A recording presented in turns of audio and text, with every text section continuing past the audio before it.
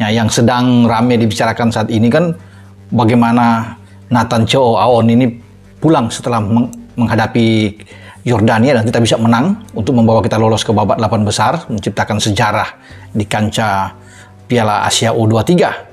Ya, banyak juga yang kaget, saya juga sendiri agak kaget dengan berita tersebut.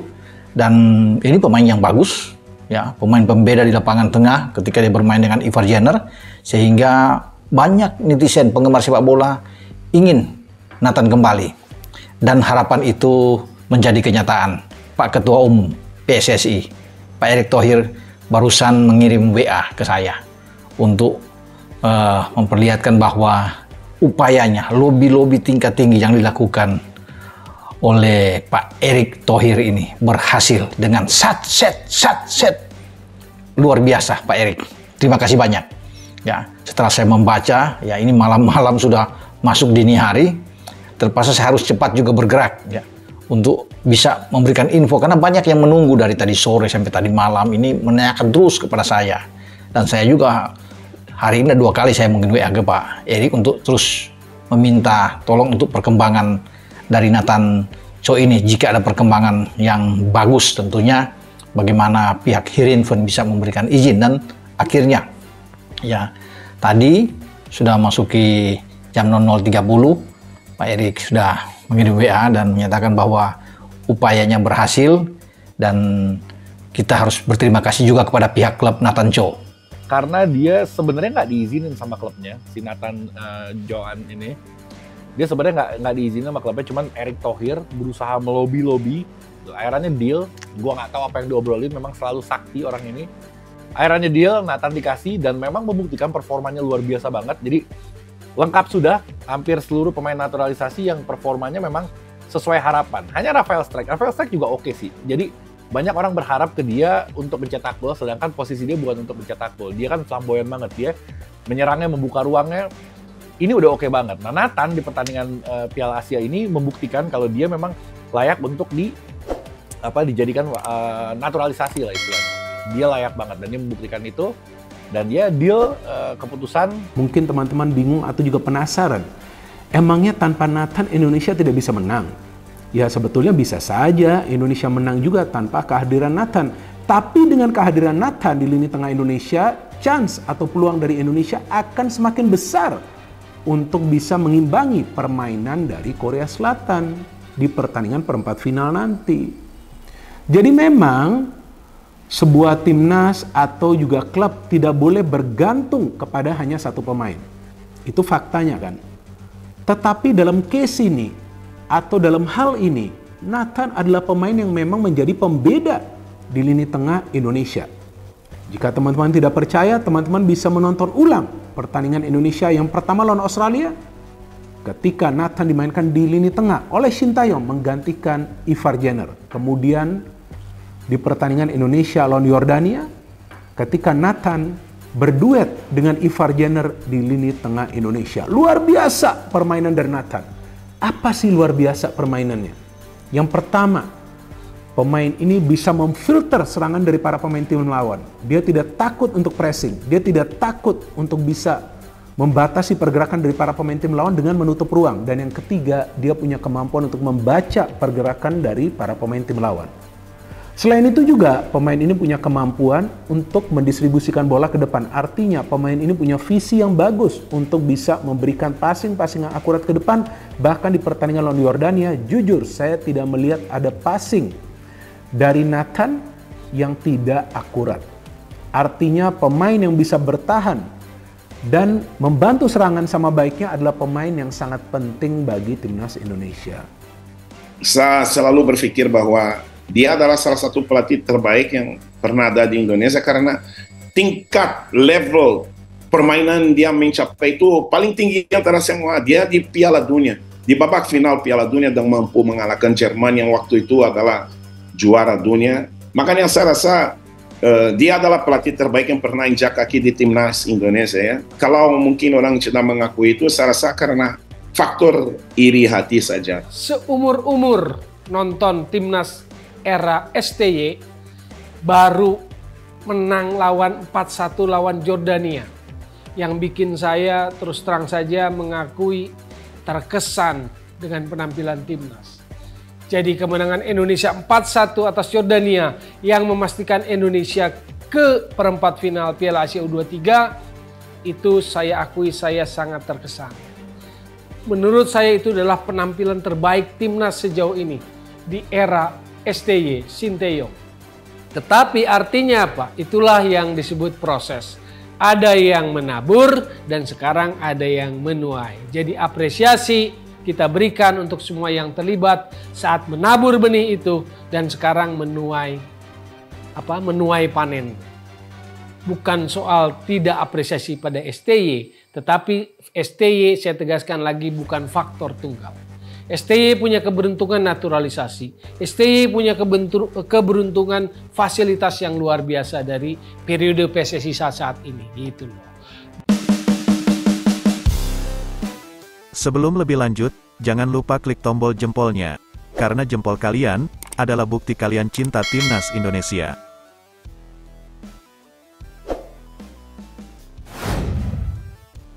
Ketua Umum PSSI Erick Thohir memberikan kabar baik untuk Timnas Indonesia U23. Nathan Chuaon dipastikan kembali ke tim untuk pertandingan babak perempat final Piala Asia U23 melawan Korea Selatan. Pada awalnya, Nathan meninggalkan Timnas Indonesia U23 usai fase grup lantaran izin yang diberikan oleh Heerenveen hanya untuk tampil di fase grup. Kini, Nathan yang sudah berada di Belanda harus kembali lagi ke Qatar. Pasalnya, pendekatan yang dilakukan PSSI kepada Heerenveen berhasil. Kabar baik datang dari Belanda yang mana Heerenveen akhirnya mengizinkan Nathan memperkuat timnas hingga sisa Piala Asia U23, ujar Erick dalam keterangannya. Erick Thohir lantas menyebut supporter sangat berperan. Bahkan, Erick mengatakan supporter sebagai salah satu faktor keluarnya izin dari Heerenveen agar Nathan Chuaon bisa kembali ke timnas Indonesia U23. Terima kasih dukungan supporter yang mengharapkan Nathan dilepas klubnya, sampai-sampai banyak singgah komentar dengan sangat sopan ke sosmednya Heerenveen, ucap Erick Thohir. Di sisi lain, setelah memberikan izin kepada Nathan, Heerenveen banyak mendapatkan ucapan terima kasih dari netizen Indonesia. Terima kasih Heerenveen telah memberikan izin Nathan ke Qatar sepekan terakhir. Kami berharap yang terbaik di sisa musim, ucap seorang. Timnas Indonesia akan menghadapi Korea Selatan di babak perempat final Piala Asia U23 2024 pada Kamis 24/4 atau Jumat 25/4 dini hari WIB. Sementara itu, pelatih Timnas Indonesia U23, Shin Tae-yong, akan menghadapi tantangan besar saat timnya bertemu dengan Timnas Korea Selatan U23 di babak 8 besar Piala Asia U23. Hal ini menjadi pertemuan yang menarik karena Shin Tae-yong berasal dari Korea Selatan dan memiliki sejarah yang rumit dengan negaranya sendiri. Shin Tae-yong, yang sebelumnya melatih tim nasional Korea Selatan di Piala Dunia 2018, menghadapi protes dari para penggemar setelah timnya gagal lolos dari babak 16 besar. Kembali ke negerinya, ia bahkan dilempari telur dan bantal oleh para fans yang kecewa. Kedatangan Shin Tae-yong telah mengubah gaya permainan timnas Indonesia secara signifikan. Dalam waktu singkat, peringkat FIFA Indonesia telah meningkat drastis dari peringkat 175 menjadi 134, mencatat pencapaian terbaik sejak lama. Di Piala Asia U23, Indonesia berhasil lolos ke babak 8 besar setelah menaklukkan lawan-lawan tangguh seperti Australia dan Yordania. Kemenangan ini menunjukkan bahwa strategi Shin Tae-yong telah memberikan dampak positif yang signifikan bagi perkembangan sepak bola Indonesia. Meskipun menjadi momen penting dalam karirnya sebagai pelatih, pertandingan melawan Korea Selatan U23 juga merupakan sebuah dilema bagi Shin Tae-yong. Ia akan berusaha memberikan yang terbaik untuk tim Indonesia sambil menjaga hubungan baik dengan negaranya sendiri. Dengan harapan dan dukungan dari para penggemar, Shin Tae-yong dan timnya akan berjuang untuk meraih kemenangan dan terus menunjukkan kemajuan yang telah dicapai oleh sepak bola Indonesia di bawah kepemimpinannya. Pertarungan menarik bakal tersaji di perempat final Piala Asia U23 2024. Salah satunya pertemuan Indonesia vs Korea Selatan. Lolosnya Indonesia ke perempat final jadi yang pertama kali. Hal lain yang tak kalah menarik adalah lawan yang dihadapi dan pelatih Indonesia saat ini. Itu karena Indonesia dilatih Shin Tae-yong, pria asal Korea Selatan. STY bahkan merupakan mantan pelatih timnas Korea Selatan. Dikutip dari Detik Sport, Korea menjadi juara grup B dengan meraih 9 poin setelah menang 1-0 atas Jepang, Senin, tanggal 22 April tahun 2024. Sesuai bagan babak 8 besar Piala Asia U23 2034, juara grup B akan bertemu dengan runner-up grup A yakni Indonesia. Sebelum kepastian ini, Shin Tae-yong sempat melempar candaan bahwa Wang Sun-hong, yang merupakan pelatih Korea, akan pusing jika timnya jumpa Indonesia. Duel itu sendiri akan punya makna tersendiri bagi Shin Tae-yong, mengingat Korea Selatan adalah negara asalnya. Nah, setelah duel Indonesia vs Korea terwujud di Piala Asia U23 2024, STY malah enggan berkomentar panjang. Saya tidak akan memberikan komentar. Wawancaranya nanti saja setelah pertandingan, kata Shin Tae-yong, seperti dikutip dari media Korea, Sport Chosun. Indonesia akan jumpa Korea di Stadion Abdullah bin Khalifa, Doha, Qatar, Kamis 25/4. Apapun hasil Indonesia nantinya, target dari PSSI berupa lolos dari fase grup sudah berhasil dilewati Garuda Muda. Adapun pemenang laga nanti akan melaju ke semifinal yang sekaligus membuat peserta tinggal selangkah lagi untuk merebut tiket Olimpiade 2024. Tim juara, runner-up, dan peringkat ketiga akan mendapat tiket otomatis ke Paris. Sedangkan tim peringkat keempat akan memainkan laga playoff melawan perwakilan Afrika. Setidaknya tiket terakhir inilah yang akan diusahakan Shin Tae-yong buat Indonesia agar bisa tampil di Olimpiade. Sementara itu, pengamat sepak bola Tommy Welly yang akrab biasa disapa Bung Towel meminta PSSI untuk membahas perpanjangan kontrak pelatih timnas Indonesia Shin Tae-yong dalam pengaruh netizen. Bung Towel menegaskan bahwa belum ada filosofi yang dimiliki oleh timnas Indonesia selama dipimpin oleh Shin Tae-yong. Mengingat selama ini Shin Tae-yong justru pragmatis dalam menerapkan taktik pada timnas Indonesia. Kalau ditanya apakah ada filosofinya kalau kita bicara STY yang pragmatis, iya, yang saya mau lebih jauh mencalenge cara berpikir sepak bola kita misalnya seperti ini di luar target-target yang secara organisasi, kata Bung Towel dalam program Apa Kabar Indonesia Pagi Tefone, Minggu, tanggal 21 April tahun 2024. STY akan otomatis mendapatkan perpanjangan kontrak jika membawa timnas Indonesia U23 lolos ke babak perempat final Piala Asia U23.